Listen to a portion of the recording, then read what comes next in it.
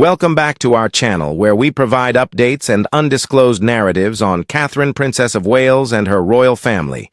We provide you with the exciting news: Princess Anne's husband reveals Camilla's darkest secret, and it shocked everyone inside the exclusive realm of the British monarchy, where tradition serves as the foundation and public perception is crucial.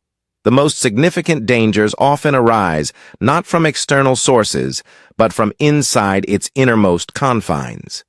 An inconspicuous inquiry, initiated by a solitary overheard remark and led by a guy who has long preferred obscurity, has allegedly revealed a conspiracy of such deep treachery that it jeopardized the fundamental line of succession. This narrative does not include feuding royalty or sensational gossip.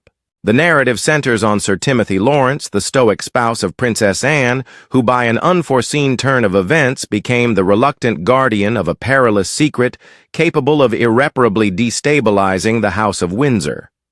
Central to the turmoil is Queen Camilla, whose outward demeanor of serene obligation purportedly masked a network of strategic ambition designed to consolidate her influence as King Charles III's health deteriorated.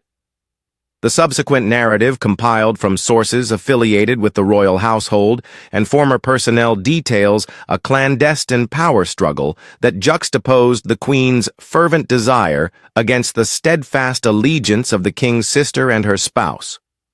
This tale involves medical deception, financial deceit, and a near-fatal encounter occurring behind the velvet curtains of Clarence House and Buckingham Palace, culminating in a clandestine council that would reshape the monarchy's destiny. The truth inadvertently discovered by Sir Timothy served as the impetus for a conflict aimed at safeguarding both a vulnerable king and the heritage of the crown. A lavish facade at Royal Ascot. The Royal Ascot of June 2025 aimed to exemplify continuity and perseverance. The event, a major element of the British social calendar, saw the royal family's robust presence presenting a unified face amidst the nation's apprehension. King Charles III, whose public struggle with cancer was disclosed in early 2024, made a resolute showing. Accompanied by Queen Camilla on the main stand, he seemed markedly weak. Notwithstanding the palace's cautiously positive medical reports, his pallor and the evident exhaustion in his eyes conveyed a contrasting narrative, one of arduous extended therapy. Persistent murmurs among the media and the public indicated that the king's deteriorating health was unavoidably hastening the succession timetable. The Prince and Princess of Wales, William and Kate, received enthusiastic applause from the crowd. Their demeanor exuded a self-assured contemporary vitality. Kate, having made a commendable recovery from her significant surgery, epitomized resilience, while William was increasingly seen as the reliable leader poised to steer the monarchy into a new epoch. The media praised them as the future, and the crowd's admiration resembled a hasty coronation, signifying a clear support for a rapid and steady transition. Positioned next to her spouse, Queen Camilla's courteous smile concealed a front of unwavering composure. Observers that day remarked that her knuckles were pale when she grasped her bags, epitomizing coiled stress. For decades, she endured public disdain and personal struggles to ultimately stand beside Charles as queen consort. The possibility of everything being taken away was, as said by a former assistant, her greatest fear. Should Charles abdicate or die, William and Kate would have complete control. Camilla, in her late 70s, would be assigned the position of Queen Dowager, a designation of esteem, albeit without the authority she had endeavored a lifetime to achieve. The prospect of becoming a marginal character, a remnant of a past period, was abhorrent to her. In this tense environment, Sir Timothy Lawrence, characterized by his prudence and steadfast support for his wife, Princess Anne, inadvertently became an eavesdropper. At 70, the retired Royal Navy Vice Admiral exemplified unwavering loyalty. Recently recognized by King Charles as a Knight Grand Cross of the Royal Victorian Order for his understated devotion, Tim was never inclined to seek public attention. During a discussion with Anne over the day's races, his focus was captured by a soft, penetrating voice from a close source. Queen Camilla conversed with a long-trusted council, her tone laced with hatred underneath the day's cordialities.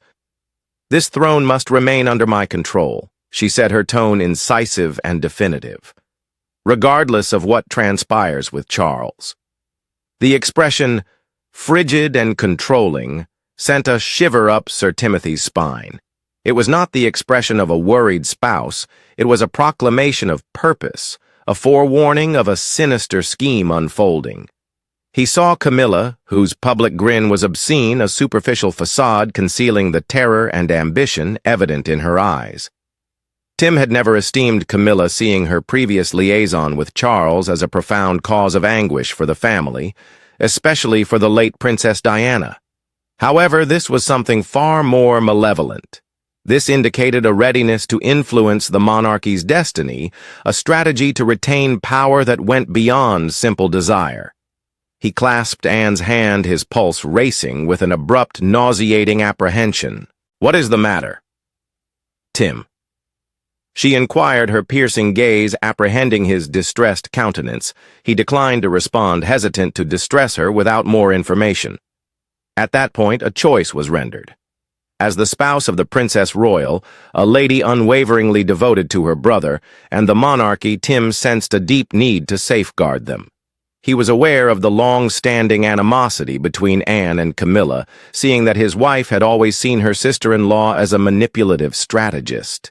If the rumor accurately represented Camilla's intentions, it may presage acts that would jeopardize the king and the crown. Royal Ascot 2025 transcended its status as a mere social gathering. It became the first act of a clandestine conflict with Sir Timothy Lawrence, assuming the role of its most improbable hero. Revealing a legacy of aspiration, Sir Timothy was troubled by the Queen's comments for many days. A man of action shaped by decades inside the structured hierarchy of the Royal Navy, he could not allow the doubt to linger. He resolved that his first action should be to comprehend the lady behind the crown, to see if her history contained a clue to her current motives. Leveraging his contacts inside aristocratic and military spheres, he contacted the one most familiar with Camilla's ambitions, her former husband, Andrew Parker Bowles. At the age of 85, Andrew consented to a meeting. They selected a tranquil wood-paneled bar on the outskirts of London, a venue where anonymity was guaranteed. With a tumbler of whiskey in hand, Andrew's faraway stare suggested he bore the burden of a lengthy and intricate past. He addressed the matter directly. "You are inquiring about Camilla, correct, Tim?" He inquired, his tone imbued with a bitterness that time had failed to mitigate. Tim acquiesced. "Andrew, I require clarification. I overheard information at Ascot indicating that she poses a threat to the family's stability." Andrew exhaled a prolonged, fatigued sigh as if he were finally alleviating his burdens. "Camilla," he continued, his voice quivering slightly with repressed passion, "was never genuinely a wife to me nor a mother to our children in the manner she ought to have been. Since our marriage in 1973, I have been a mere stepping stone. Our marriage provided her with the social status and closeness required to stay inside Charles's sphere. He described a history marked by neglect, when Camilla's attention was always directed on Highgrove House rather than their own residence. Our children, Tom and Laura, were secondary to her ambition. I recall a winter when Tom, as a child, was hospitalized due to a very high temperature. He was weeping for his mother. I contacted Camilla, imploring her to attend, but she was with Charles. "Andrew, my existence cannot be centered on ailing children," she said. "I have other responsibilities." Her responsibility was to a prince, not her own offspring. At that point, I realized our marriage was really a convenience for her. Andrew clutched his glass, the anguish still acute. "I first saw it as an epic love for Charles, but over the years I recognized it was something else. It constituted an addiction to authority. The crown represented the highest reward. She saw our family as an essential sacrifice in her journey towards it." He next recounted a tale that clearly implicated Tim's wife. Princess Anne noticed it clearly from the first. She addressed Camilla at a private family event in the 1980s. Anne always spoke candidly. She directly informed Camilla that she was the most inadequate mother she had ever encountered. "You forsake your own offspring to entangle yourself in the tapestry of my brother's matrimony," Anne said to her. "That does not constitute love. It is a deliberate and methodical rise." Camilla was incensed, but she refrained from speaking. Anne had revealed the truth. "Did she ever convey any remorse?" Tim inquired. Andrew declined with a shake of his head. "Never. No expression of remorse for the anguish she inflicted upon me or the children. Post-divorce, our relationship was characterized by politeness for the sake of social propriety. However, her only ambition remained ascending to the throne." Exercise caution, Tim. Given Charles's deteriorating health, she refuses to be marginalized. She will use all means necessary to safeguard the position she has ultimately achieved. Tim departed the tavern with a profound sense of sorrow. The murmurs at Ascot were no longer a unique occurrence. They constituted a persistent pattern throughout one's life. According to Andrew, Camilla was not only ambitious, she was a predator who saw others as tools for her own progress. He hurried home and relayed the whole discussion to Anne, his tone somber. "He validated our gravest apprehensions," Anne, Tim said. "She perceives Charles not as her spouse, but as her reservoir of influence. She is now directing her focus on him." Anne's visage stiffened, her countenance transforming into one of frigid wrath. "I was always aware of her potential. However, exploiting my brother's sickness is unacceptable. We must take action, Tim. We must prevent this occurrence." At that time, Sir Timothy Lawrence, the royal outsider, was entirely devoted. He was beyond the role of mere spectator. He had become a fighter in a struggle for the essence of the monarchy. The manipulation of a monarch's health. As the summer of 2025 drew to a close, Queen Camilla's worry intensified into a subdued terror. The official statements from Buckingham Palace presented an optimistic narrative. However, she was aware of the dire truth of the king's health. The cancer identified in 2024 was demonstrating aggressive characteristics. The most recent internal medical evaluations in July 2025 revealed that it had disseminated, prompting the king's medical staff to advocate for a more rigorous treatment regimen. Dr. Michael Harrington, a prominent oncologist, recommended an urgent escalation of Charles's medicine dose, may be accompanied by a new regimen of chemotherapy and immunotherapy. His professional assessment was unequivocal: without more assertive action, the king's health may deteriorate, swiftly endangering his life. This was an intolerable development for Camilla. A revitalized king may face public pressure to resign in favor of his esteemed son, William. A steady transition would remove her from public attention. She needed a feeble, submissive king, one who would let her operate as the de facto regent, the authority behind a symbolic throne. On a somber day in late August, Camilla convened Dr. Harrington for a private discussion in a subtly furnished room at Clarence House. The physician, a man constrained by years of dedication and a rigorous ethical framework, waited anxiously opposite her, a medical dossier in his grasp. "Your Majesty," he said, his voice taut, "the king's condition is graver than we have disclosed. To optimize his prospects, we must promptly intensify his therapy." Camilla interrupted him, her gaze like shards of ice. "No," she said firmly. "You shall not proceed with that action. You must not reveal the actual nature of his illness to anybody. Should that information be disclosed, all attention will pivot on William and Kate. They will be celebrated as the saviors of the monarchy, and I will become inconsequential." She sprang from her chair and approached him, her voice descending to a threatening whisper. "You will continue the existing routine. A dose enough for occasional public appearances, however insufficient for true recovery. I want a monarch who is engaged but lacks authority. I must assume the role of the powerful person overseeing everything discreetly." Dr. Harrington was astonished, perspiration forming on his brow. Your Majesty, with utmost respect, that constitutes a severe breach of my medical oath. It would jeopardize the king's life. We may modify his therapy confidentially." Camilla scoffed her tone without any warmth. "Your vow? What is the status of your career? Doctor, what about your family? I possess affiliations with prominent figures within the medical system and the media. If you oppose me, or if any part of this talk is disclosed, I will guarantee your career and personal ruin. Do not challenge me." The menace lingered in the atmosphere, dense and oppressive. Dr. Harrington, ensnared by his obligation to his patient and the Queen's formidable ultimatum, lowered his head in resignation. "I shall acquiesce, Your Majesty," he said, the words tasting like ash in his tongue. Concurrently, Sir Timothy's inquiry was discreetly gathering traction. Through a former naval associate connected to the Royal Medical Team, he learned about clandestine secret encounters between the Queen and the King's physician. He started to correlate the indicators: Charles's apparent deterioration, the two upbeat public declarations, and Camilla's urgent whisper at Ascot. The alarming notion started to crystallize in his mind.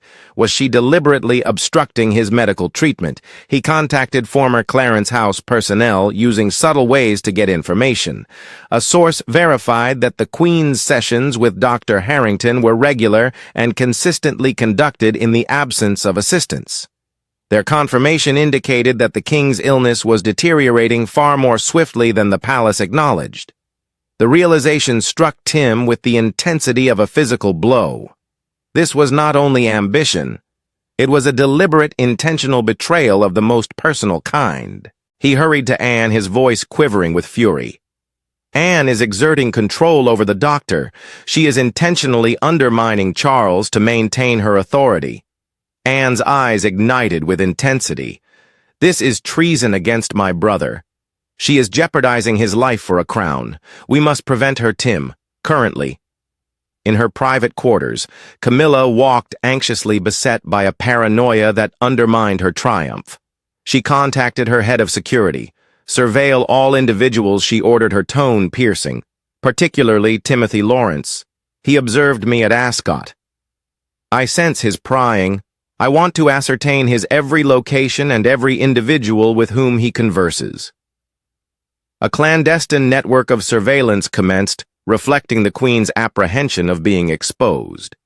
Her ambition had obscured her sense of morality, but she remained cognizant of the danger posed by the truth. A shadow crime. Sir Timothy decided to investigate in early September 2025 as his concerns grew.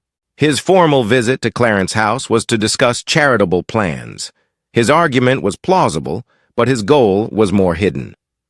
Tim was led to a dimly lit service passage near the King's private study by an old guard servant who had served Queen Elizabeth II. He peered through a half-open door from behind a massive antique tapestry. His worst fears were confirmed by the sight. His breathing was heavy as King Charles sat on a leather sofa. He looked exhausted, weakened by sickness, and as Tim recognized poor treatment. He saw Camilla's large pile of documents on the table. Tim recognized the letterhead as a power of attorney. Queen Elizabeth II's will left Princess Anne a large portfolio of charity money and assets which she wanted to govern. Millions of dollars from Anne's sovereign grant sponsored many of the Princess Royal's lifelong undertakings. Camilla would rob Anne of her inheritance and gain financial power by taking control. "Simply sign it, Charles, my dear." Camilla murmured, her spousal solicitude distasteful. "It's just to help you manage things. Rest is needed. No one needs to know your illness's extent." Charles shook his head weakly, his fingers shaking. He said, I am unable, Camilla. Anne owns this. Mother wanted it. I cannot take her legacy." "Not true." Camilla's delicate exterior crumbled. She violently put the papers on the table, growling. "Should you fail to sign this, I will reveal your full illness to the public. Your promised stability will be threatened by chaos. Mark your signature, Charles. For our advantage. Working for the crown." After suffering and psychological pressure, the king agreed. His hand was wobbly as he signed. However, his eyes showed great guilt and helplessness. He realized he had to betray his sister. Immobilized in the darkness, Tim exploded with wrath. This went beyond manipulation to criminality. Camilla bilked a terminally ill man's family financially, fists squeezed claws entering palms, but naval discipline triumphed. His identity could not be revealed. He left silently, his heart beating with amazement and righteous rage. Camilla locked the signed documents in a safe when she returned to her room. However, her paranoia returned. Unable to shake the feeling of being watched, she instantly phoned security, inspect the corridors she ordered, review surveillance footage. I suspect eavesdropping. Nothing came from the probe. Tim was very cautious. Camilla was more determined after the near miss. Timothy Lawrence was a nuisance and a threat that needed to be eliminated. The truth cost. Sir Timothy greeted a concerned late-night visitor on a gusty mid-September night as rain pelted his rural windows. The faithful Clarence house servant Edward Thompson had helped him before. Edward held a little USB disk like a treasured item dripping wet and trembling. "Sir Lawrence, you must observe this," he whispered, his eyes darting into the darkness. "I was no longer passive. In the king's private medical room I installed a hidden camera weeks ago.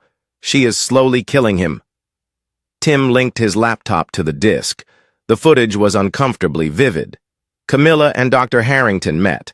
Her sharp, biting voice filled the room. "Maintain his weakness," she said, "sufficient, neither excessive nor deficient. Thus I can manipulate all aspects without arousing suspicion." The doctor's resignation exemplified professional ruin. "She has intimidated staff and forced dosage reductions. Sir, I fear for my life, but the king must be saved." Edward sighed. Tim's blood froze. This was the conclusive proof. He quickly copied the files to many secure devices and pledged to protect Edward. Camilla's monitoring system worked well. A guard tracked Edward leaving Clarence's house and reported his destination. Camilla exploded at the news. "Betrayer," she shouted, breaking a glass wall. "He has the video. Eliminate Timothy Lawrence. Currently. Make it seem like a mistake." Strategy was simple and brutal. Tim's car fell into a steep gully when an unknown black car forced it off a lonely London road. After meeting with another source, Tim drove home that evening. He saw bright headlights coming at an alarming speed in his rearview mirror while driving on a poorly lit, rain-soaked road. He sensed danger from his seafaring senses. My God, he thought, it is she. He swiftly turned the wheel as the other car hit his back quarter panel. His car skidded off the road and hit a group of trees at the edge of a ditch. Tim unbuckled his seatbelt and threw himself out the passenger door, plunging across the muddy ground before the collision. Though contused and bleeding from many abrasions, he survived. He thought clearly while reclining in the rain, gasping for oxygen. She attempted his murder. This had become a war for survival, not courtly maneuvers. He grabbed his phone and called Anne in an emergency. "They tried to kill me, Anne. People connected to Camilla. They pushed me off the road." Anne hurried to his side, terrified and enraged. She cried, "She is a monster." Tim treating his wounds with shaking hands. "We must conclude this before she prevails." They hid in a fort.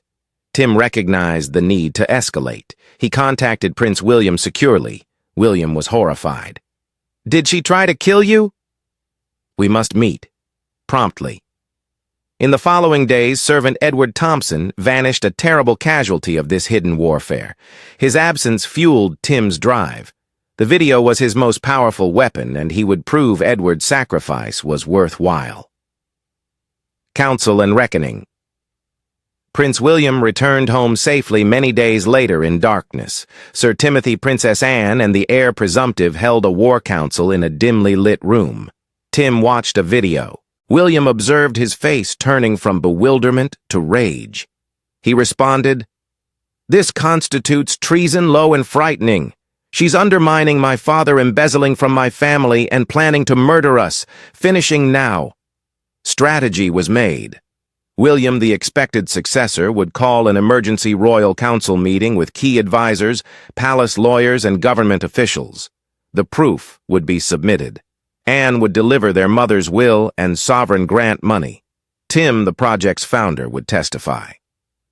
After many weeks, the royal council met in a secured Buckingham Palace conference room. Queen Camilla was not invited.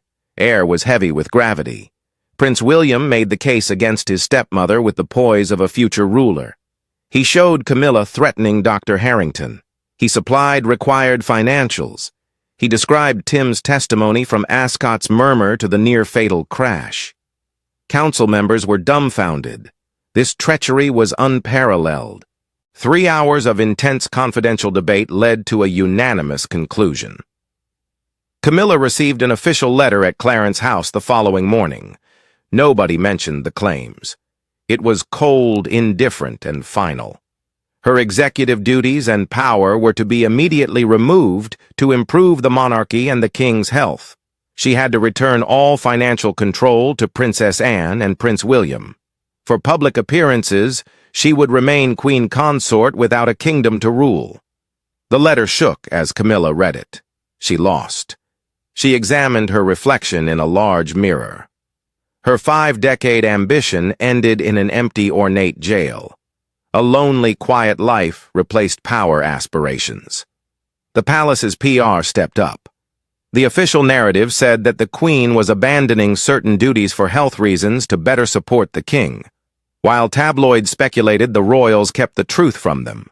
Sir Timothy Lawrence joined his wife at a charity event days later. He always kept a low profile. However, Anne tightly held his hand. "You rescued him, Tim," she added passionately. "You saved us all." The quiet defender who defeated a queen smiled. Though disturbed, the crown was secure when the Windsor rumor was quenched. Thank you for watching the video. Please let us know your thoughts and goodbye for now.